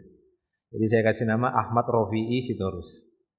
Makanya hampir mirip kayak nama saya, Muhammad Rafi'i Sitorus. Orang-orang kadang bingung. Ya, waktu itu pernah Imam Tarawih Ahmad Rafi'i Sitorus. Tunggu-tunggu mana ustadznya, kok anaknya yang muncul? Memang itu nama anak saya. Memang anak saya dijadwalkan di situ untuk Imam Tarawih. Taib ya. Jadi ya demikian sudah. Kondisi, kadang kondisi, tapi mudah-mudahan tetap dapat pahala kebaikan. Ya, karena aslinya kita menginginkan itu, tapi keadaan yang membuat tidak demikian, ya, mendorong kita untuk tidak demikian. Taib yang D, memberikan nama dengan nama-nama orang soleh dari kaum muslimin. Nah ini. Poin C dan D berdasarkan jawaban Rasulullah SAW kepada para sahabat radhiyallahu anhum tentang nama Harun, saudara Maryam. Padahal Maryam tidak sezaman dengan Nabi Harun. Dan Harun saudara Maryam itu bukanlah Nabi Harun. Nah, begitu ya. Jadi Maryam punya saudara. Ya ukhta Harun. Lo bingung. Bukankah Harun sebelum Maryam? Begitulah orang-orang soleh sebelum kita. Mereka memberi nama dengan nama nabi-nabi terdahulu. Nah gitu dia. Harun, ya Harun aja sudah. Enggak Harun Ar-Rasyid, Harun namanya. Enggak. Nah begitu. Dan Harun saudara Maryam itu bukanlah Nabi Harun alaihi salam.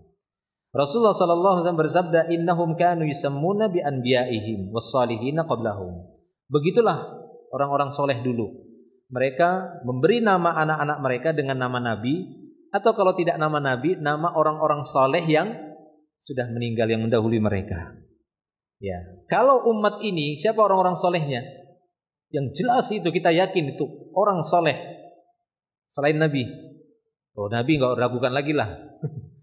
Siapa orang-orang soleh yang dimaksud? Kalau di zaman kita ini di umat Nabi Muhammad, para sahabat, terutama 10 sahabat terbaik yang Nabi mengatakan mereka semua di surga. Udah jelas nih orang-orang soleh. Abu Bakar, Umar, Utsman, Ali dan seterusnya.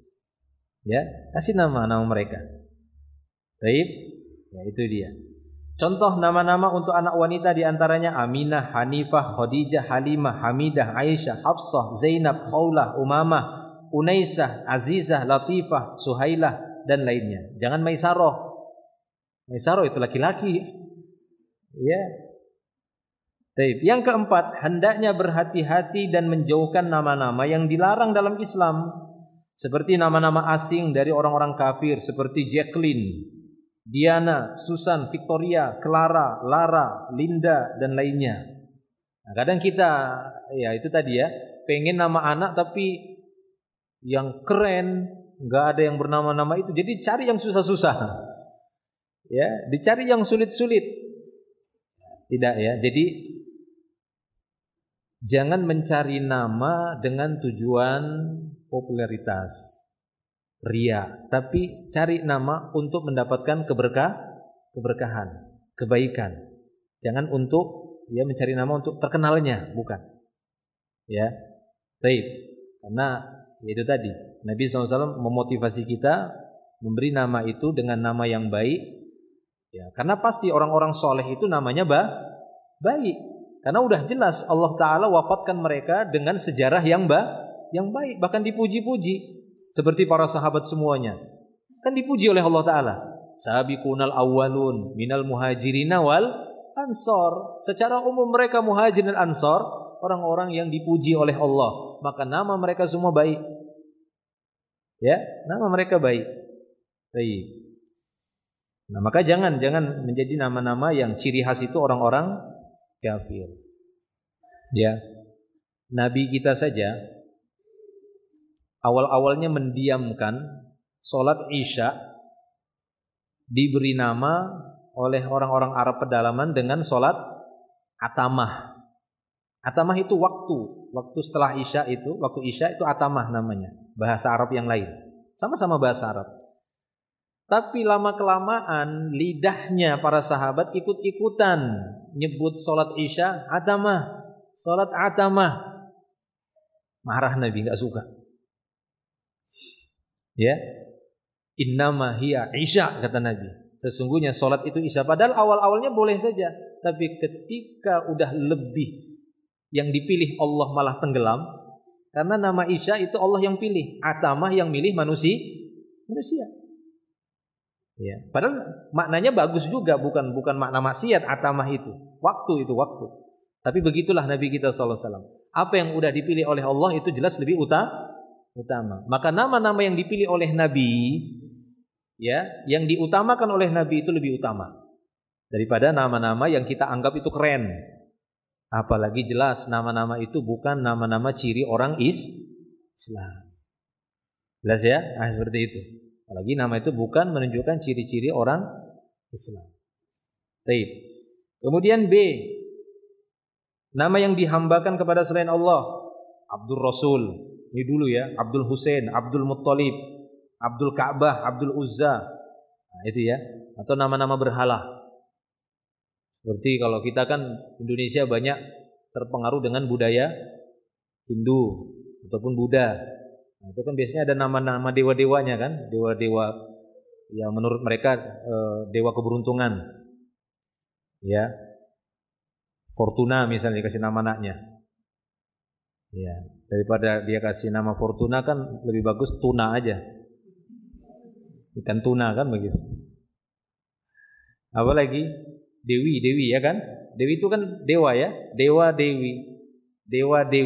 Nah itu. Ngasih nama dewa ataupun dewi.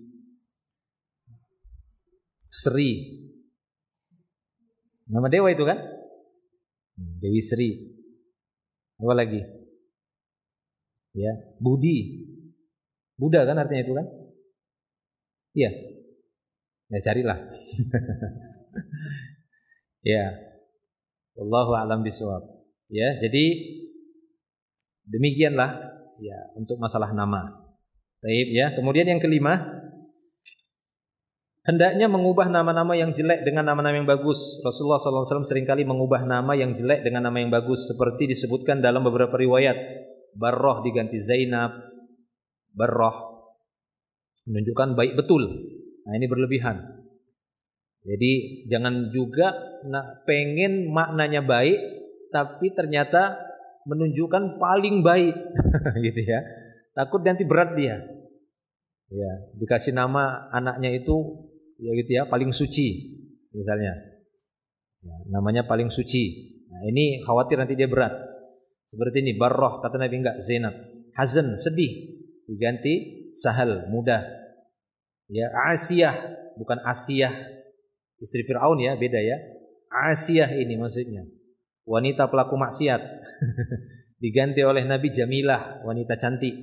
Syihab itu bola api panas yang melempar syaitan. Syihab diganti sama Nabi dengan Hisham, gitu ya. Dan lain sebagainya. Baik, ya, itu dulu ya materinya. Kita sampai F aja dulu. Nanti untuk G ada banyak ini beberapa sunnah ataupun amalan yang lain, yaitu kita akan bahas tentang masalah akikah, kemudian juga mencukur, ya, dan khitan. Ya, 3 poin lagi nanti kita bahas di pertemuan berikutnya insyaallah. Wallahu a'lam bishawab. Mungkin yang bertanya silahkan, fadhil. Ada yang bertanya?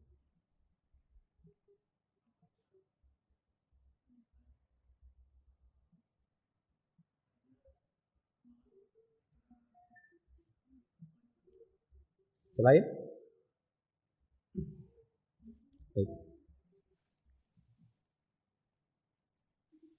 Ya, pertanyaannya apa saja amalan-amalan yang disunnahkan, dianjurkan, diutamakan bagi seorang wanita atau seorang ibu yang sedang hamil selain memperbanyak berdoa. Baik. Ya. Sepengetahuan saya, wallahu a'lam bishawab, ya, saya belum pernah dapati dalam kitab-kitab para ulama ataupun di dalam kitab hadis yang secara khusus mengabarkan bahwa ada amalan khusus untuk ibu hamil, wanita yang sedang hamil. Amalan khusus ya. Ya, saya belum dapati. Ya, maka dari itu kita tidak bisa mengkhususkan amalan-amalan tertentu karena amalan-amalan khusus ini akan masuk kepada ranah syariat, tasyri'. Sementara hakut tasyri', hak menentukan sebuah syariat itu hak ya istimewa bagi Allah Azza wa Jalla saja. Kata Allah Subhanahu wa taala dalam surah Syura, Am lahum syuraka syara'u lahum ya am lahum syuraka syara'u lahum minad din man lam ya'zan bihillah. Apakah mereka memiliki sekutu-sekutu yang membuatkan syariat untuk mereka, syariat yang tidak pernah diizinkan oleh Allah Azza wa Jalla? Maka dari itu jangan sampai kita terjebak ya dengan mengkhususkan amal padahal tidak ada pengkhususan di dalam syariat. Berarti apa ya? Menjadi sandaran kita amalan-amalan yang mutlak saja. Tadi ya, doa, tadi ya, kecuali doa. Ya, saya tidak dapat yang lainnya, maka doa itu umum. Silahkan. Seorang ibu yang sedang hamil, wanita yang sedang hamil, perbanyak berdoa pada Allah Subhanahu wa taala. Sebanyak-banyaknya. Ya. Dan amalan mutlak yang lainnya yang itu menunjukkan kebaikan lah. Di mana kita dapati amal soleh itu bisa menjaga seorang hamba sebagai sebab terjaganya seorang hamba. Perbanyak amal soleh.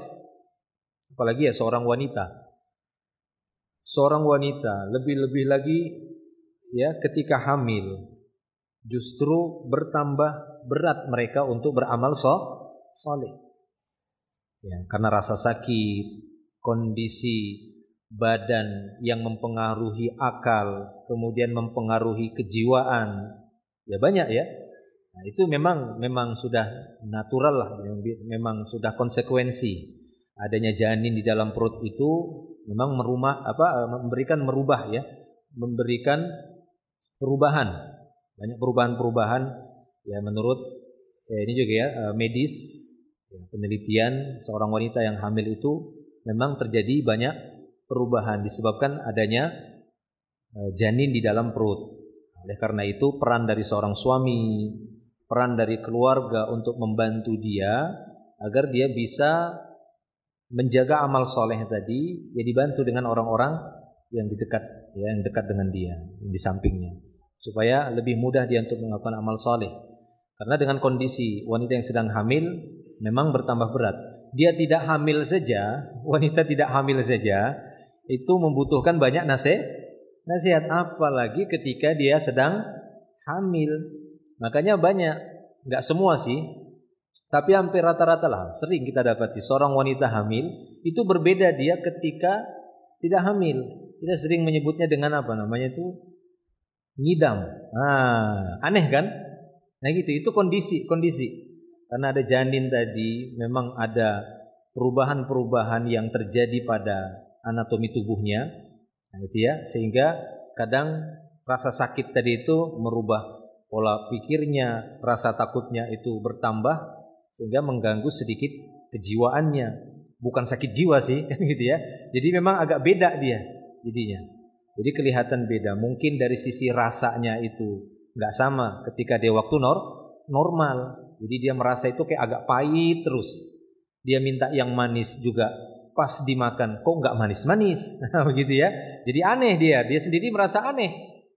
Ya, dia sendiri merasa aneh. Jadi dengan keberatan kondisi yang berat seperti itu, maka kitalah yang membantu suami ataupun keluarga yang terdekat dengan dia, membantu agar dia bisa beramal soleh tadi. Sekurang-kurangnya itu berdoa atau kita mendoakan dia.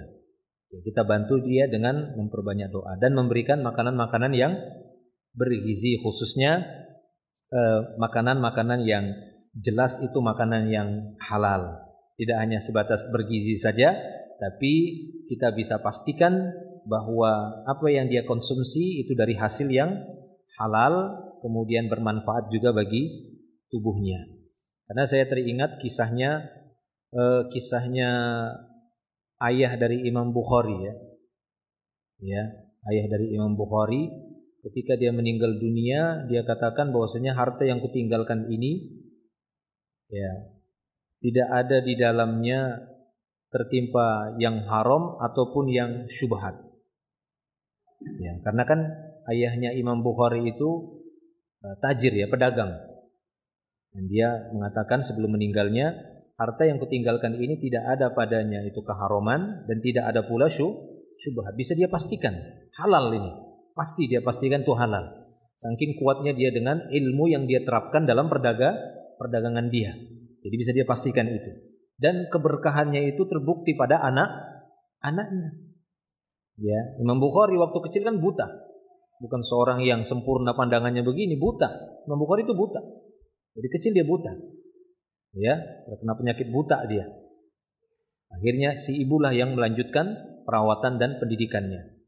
Dengan harta suami tadi, dia bawa, dia temani ke majelis-majelis ilmu. Sampai dia bawa ke Ka'bah. Kan itu kisahnya. Dibawa ke Ka'bah, mungkin untuk umroh, mengunjungi Masjidil Haram. Di hadapan Ka'bah, berdoa, doa enggak henti-hentinya ibunya Imam Bukhari. Nah, ini pentingnya orang tua dan ibu. Makanya saya bilang seorang ibu itu jangan sampai mendoakan keburukan lah untuk anaknya.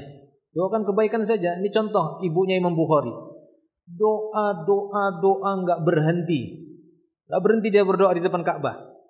Jadi kalau seorang ibu itu ketika dapat rezeki berada di depan Ka'bah, jangan rebutan ngusap Hajarul Aswad. Ya, banyak-banyak berdoa aja. Ya, contoh itu ibunya Imam Bukhari, doa, banyakkan doa. Jangan rebutan nyium Hajarul Aswad. Udah tahu susah gitu kan, desak-desakan. Ya cari yang lain yang bisa, yang itu enggak harus desak-desakan, enggak harus himpit-himpitan, harus tersentuh-sentuh laki-laki. Ya. Doa dia terus doa, minta agar diberi kebaikan untuk anaknya, supaya disembuhkan penyakitnya, penyakit buta loh, buta. Ya, doa dia terus sampai pada satu malam ibunya Imam Bukhari bermimpi ketemu Nabi Ibrahim alaihissalam. Berdialog dengan Nabi Ibrahim dan memberikan kabar gembira untuk anaknya ini. Ya. Keesokan harinya ketika dia bangun, dia dapati Imam Bukhari yang awalnya buta sembuh, bisa melihat lagi. Ya, buah dari doa ibu. Nah, itu ya, doa ibunya. Baik, nah itu. Makanya seorang ibu banyaklah doakan kebaikan untuk anaknya. Ya. Begitu juga ketika hamil tadi. Memang sih berat ya, tapi kita upayakan nasihatin mereka, doakan kebaikan janin yang sedang dia bawa. Doakan kebaikan. Ya, minta kepada Allah supaya janin yang dia kandung itu diberikan kebaikan, diberkahi oleh Allah, diselamatkan, dijadikan anak yang saleh-saleh, disukseskan dunia dan akhirat seterusnya. Taib, itu dia. Jadi maksud saya tadi penting ya, selain tadi doa, kemudian memilihkan makanan-makanan yang halal dan thayyib. Halal artinya dari sisi hasilnya, ya kita pastikan bahwasanya apa yang kita berikan itu dari hasil yang halal, caranya halal. Kemudian thayyib artinya makanan-makanan yang memang bergizi. Ya, memang makanan yang bergizi, memang bermanfaat untuk ibu hamil. Kan ada kan makanan yang lebih prioritas, yang lebih utama. Biasanya apa itu? Apa biasanya kalau untuk ibu hamil makan yang lebih utama? Durian.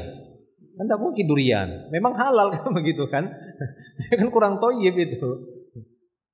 Ya, sari kurma kan begitu kan. Jangan nanti dikasih durian, nanas.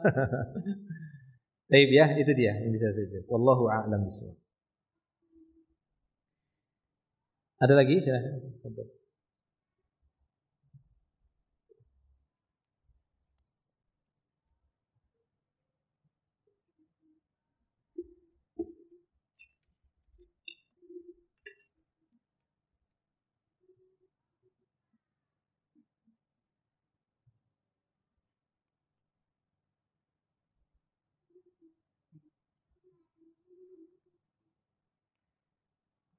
Ya.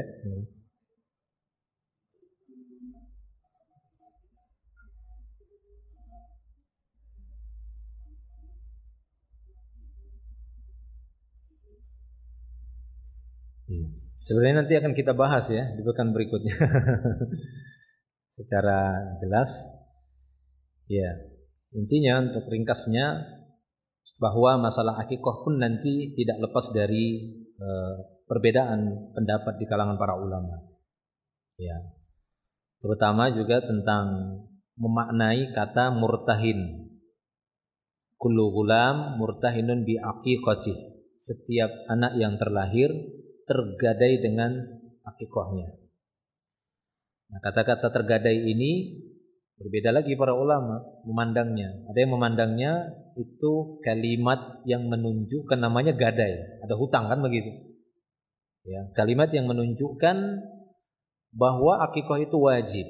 Nah, jadi gitu ya. Ada yang mengatakan, oh itu bukan, itu ya utama karena tidak ada ancaman. Nanti dikaitkan dengan kaidah-kaidah. Karena untuk menjadikan sesuatu itu wajib, dijatuhkan hukuman wajib, biasanya ada perintah dan ada ancaman, larangan bagi yang meninggalkannya. Biasanya gitu, itu kaidah fikih.